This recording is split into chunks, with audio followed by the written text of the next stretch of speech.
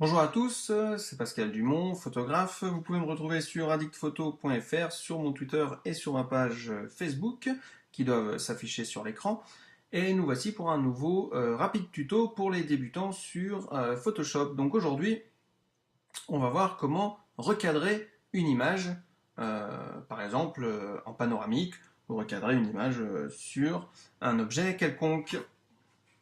Alors vous ouvrez comme d'habitude, votre photo sur Photoshop, toujours le petit cadenas ici que vous pouvez double-cliquer, appuyer sur OK, vous pouvez renommer le calque, peu importe, vous le dupliquez en commande J sur Mac ou j'imagine CTRL J sur PC, ou alors tout simplement si vous avez un clic droit, dupliquer le calque.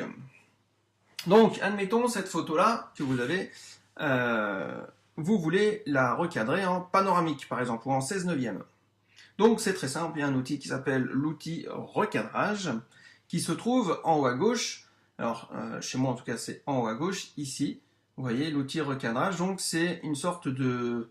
C'est un carré avec une flèche à l'intérieur, d'accord, qui s'appelle recadrage. Vous avez les outils tranches dont on ne va pas se servir pour le moment. Donc c'est voilà, si jamais vous à la place vous avez l'outil tranche, vous laissez appuyer sur votre souris, d'accord, et ensuite vous sélectionnez l'outil recadrage.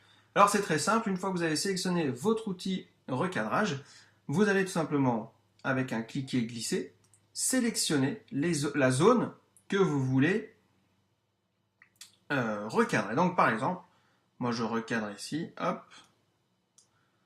Voilà, c'est pas trop mal. On essaie de respecter un petit peu les règles de composition. Donc vous voyez ici, là j'ai un tiers, j'ai 2 tiers en haut. C'est pas mal. On va ensuite appuyer sur Entrée.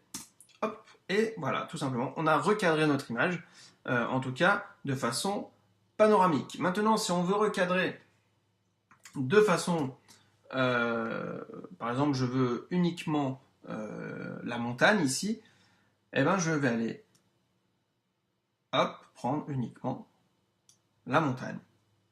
Voilà. Alors, attention, hein, si vous faites un recadrage de ce type-là, vous perdez énormément en qualité, après, au niveau du tirage, d'accord car votre image, ici, elle arrive en étant, vous allez dans Image, taille de l'image, pour connaître la taille de votre image. Donc, même si là, elle est en résolution 130, d'accord, j'avais pris une basse définition, vous voyez la largeur ici qui est à 828 pixels et 490 pixels, d'accord. Alors que avant, l'image était tout simplement en 1500 par 994 pixels. Donc attention, quand vous recadrez très serré des images, au niveau du tirage, la qualité s'en fera ressentir. Voilà, c'est fini pour ce rapide tuto sur l'outil recadrage. Je vous dis à très bientôt. N'hésitez pas à vous abonner sur ma chaîne. Il y a des tutos un peu plus complets sur le métier de photographe. Je vous dis à très bientôt.